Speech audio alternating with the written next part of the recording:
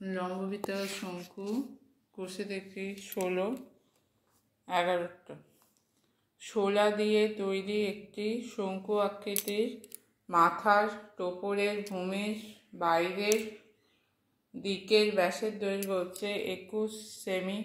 টোপরটির উপরিভাগ রাংতা দিয়ে মুড়তে প্রতি বর্গ সেমি 10 পয়সা হিসেবে 57.75 টাকা খরচ পড়ে।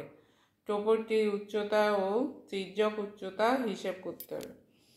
তাহলে এখানে বাইরের দিকের ব্যাসের দৈর্ঘ্য দেওয়া আছে 21 সেমি। উপরিভাগ মানে বক্ষতলের ক্ষেত্রফল সমান হবে 57.75 বাই 10 পয়সা। তাহলে প্রথমে ভূমির ব্যাসের দৈর্ঘ্য 21, ব্যাসার্ধ আর সমান হচ্ছে 21/2। এখানে কি দেওয়া আছে সেমি, তাহলে 21/2 সেমি, 21/2 সেমি।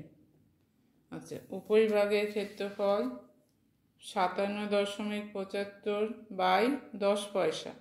আচ্ছা, এখানে টাকা আছে, এখানে পয়সা করলে 100 দিয়ে গুণ হবে। 57.75 গুণিতক 100 পয়সা বাই 10 পয়সা। এবার 0.75 জন্য তলায় একটা 100 নামবে, এই 100 আর এই 100 কেটে যাবে।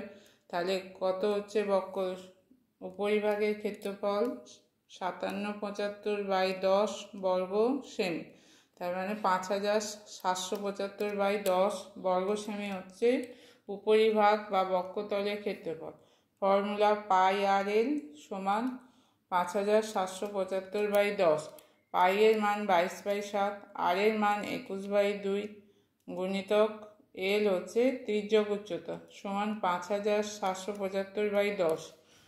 তাহলে পাই হচ্ছে 2 দিয়ে কাটলে 22কে হচ্ছে 11, তাহলে এখানে হচ্ছে 11 গুণিতক 21/7 গুণিতক এল সমান 5775 বাই 10। তাহলে এইটা যেমন আছে থাকছে, আর 11 গুণিতক 21/7টা এপাশে গেলে হবে 7/11 গুণিতক 21। 11 দিয়ে 5775কে কাটলে হবে 525।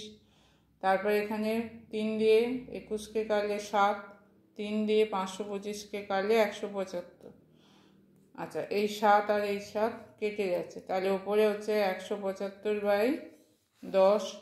এখানে 5 দিয়ে কাটাকুটি করলে হবে 35/2 সমান 17.5 সেমি। এটা হচ্ছে তির্যক উচ্চতা।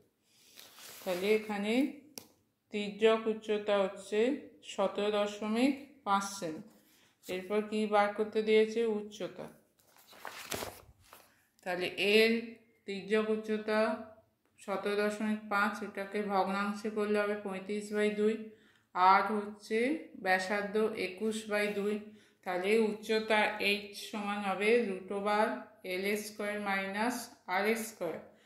এল মানে 35/2² মাইনাস 21/2²।